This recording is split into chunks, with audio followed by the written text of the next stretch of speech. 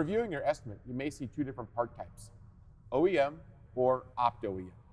Today we're going to talk about where these parts are coming from, through what vendor channels, and what manufacturers may state about the warranty regarding these parts. Mike, can you tell us a little bit more between OEM or opt-OEM? Yes, so first of all, I absolutely recognize how this can be confusing from a consumer perspective. An OEM part is a part that has been sold to the collision repair facility from the dealership on behalf of the vehicle manufacturer. So OEM stands for Original Equipment Manufacturer. Opt-OEM or opt-OE, the opt stands for optional.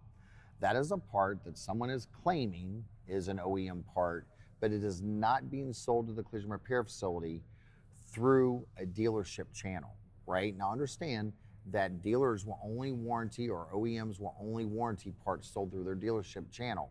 So the warranty on an opt-OEM part may be different than that bought from the dealership. So it's really important as a consumer you understand the difference.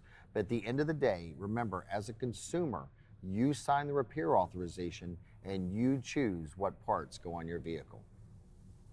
If you found today's tip helpful, please hit that thumbs up, share the video with your family and friends, and please comment below for any future suggestions.